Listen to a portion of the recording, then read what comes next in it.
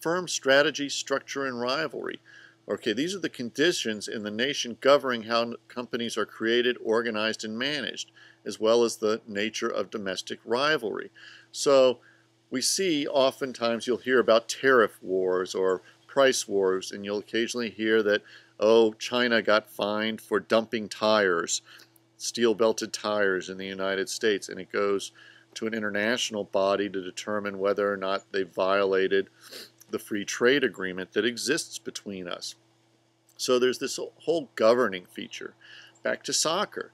The Serie A, which is Italy's Premier League and one of the better watched and broadcast all over the world with English announcers and Spanish announcers, Italian announcers, on, so everybody can hear it. Well, they have a rule about the number of domestic players that must be playing at any given time. And therefore, that changes the way the Italian game tends to look and be played. And why do they do that?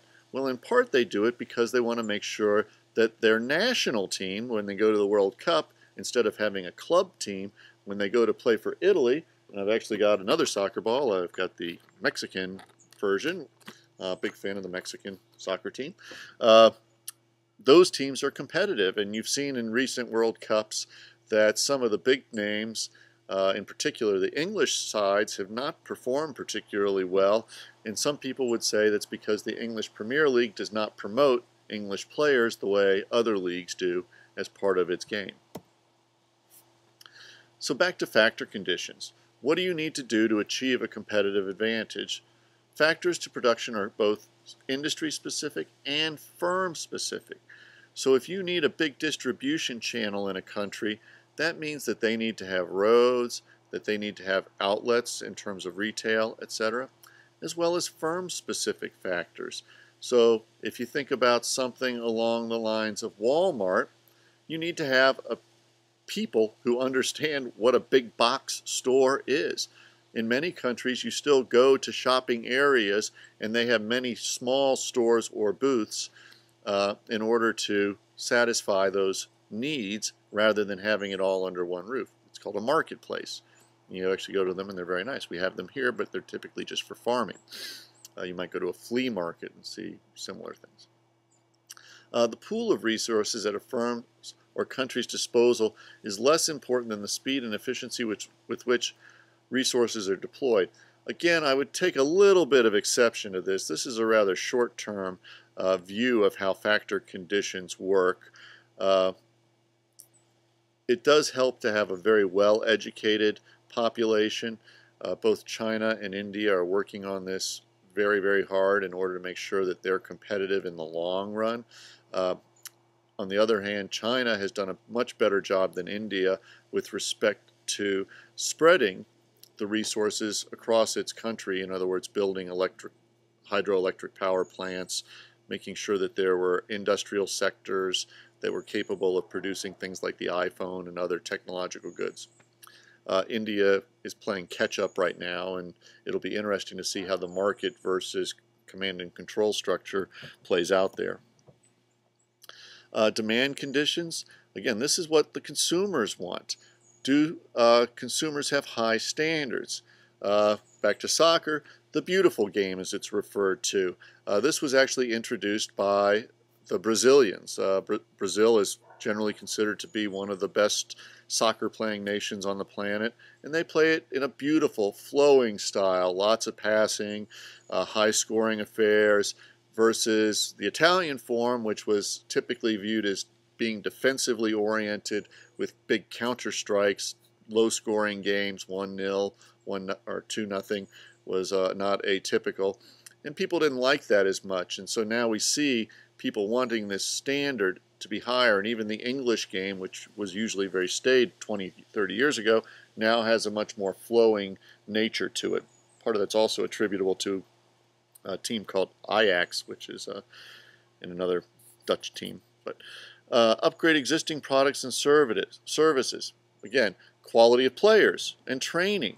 For a long time, the thing that made the English and European teams so much better were their training facilities and the way they went about it. And I would tell you another thing that's happening, the revolution in soccer right now, is sabermetrics.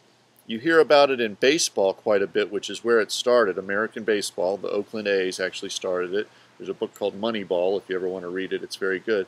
But this is where they really took statistical analyses and started to break down players by the metrics that mattered. And soccer is just now getting this in Europe. And the man who bought Liverpool, who also owns the Boston Red Sox, is a big proponent of this sabermetrics, and Liverpool's actually playing better already. So these are upgrades to products and services in the soccer example. Create innovative products and services. In the United States, the emergence of things like fantasy leagues, where you go out and pick players and play as if you were the coach. So those are innovative products that go along with other entertainment features. Supporting industries, and these enable firms to manage inputs more effectively. You can imagine ticketing. Having a good ticket distribution system matters. We talked about television, the ability to travel. Essentially, charter airlines were an integral part of making athletics a global phenomena and not just an amateur Ohio State versus Michigan sort of phenomena where it was all very local, tended to be inexpensive, and the players tended not to get paid very much. Allow joint efforts amongst firms. In the United States, we've seen that the LA Galaxy, where David Beckham, who we've talked about earlier, is currently playing, has formed a joint venture with the Tottenham Hotspurs, a very well-regarded London team. It's actually my favorite team. I believe Arsenal has also formed an alliance with the team in Seattle or Portland. So we see these joint ventures forming, and we often see teams have very comparable analogs across. Rivalry is in tension nations with conditions of strong consumer demand, strong supplier bases, and high new entrant potential for related industries. All right, what does this mean? Particularly in your more developed countries, and that actually is not perfectly PC as a term, but if you go to Europe, we see strong consumer demand, and other companies like Unilever would be an example from the consumer product line, where Unilever, if you were to come in with a food product, could very quickly mimic you, as well as probably overwhelm you in the distribution channel. So that's something to think about, and that goes to the supplier base, etc. Competitive rivalry increases the efficiency with which firms. So again, develop within the home country. The more competition there is, the more efficiency you'll have to wring out of your distribution channel in order to succeed and be a sustainable business. Now here's Porter's diamond, and again you've got the four sorts of factors playing in here, and you can see how it's applied to India. In the domestic rivalry dimension, very few regulatory barriers to startup. 800 firms, mostly small and fierce rivalry, growing number of software development centers, etc. So they say there's no regulatory barriers. Again, I'm going to take exception. China is one of the more difficult places to get some forms of licensure, even domestically. In other words, if you were from India and trying to get a business started, it can be very challenging. Large growing markets, sophisticated customers, again, because they jumped from having telephones to having cell phones and having it be the ubiquitous form of communication.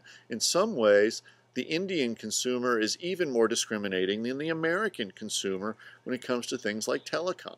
So very sophisticated in that demand.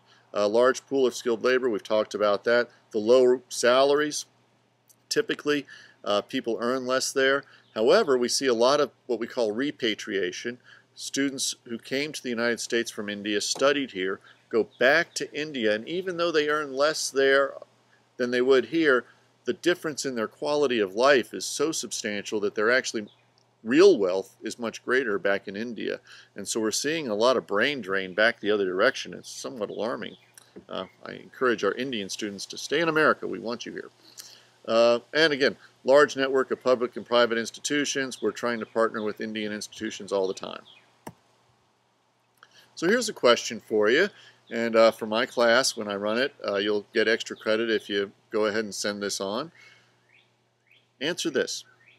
All of the factors below have made India's software services industry extremely competitive on a global scale, except, I should have capitalized that.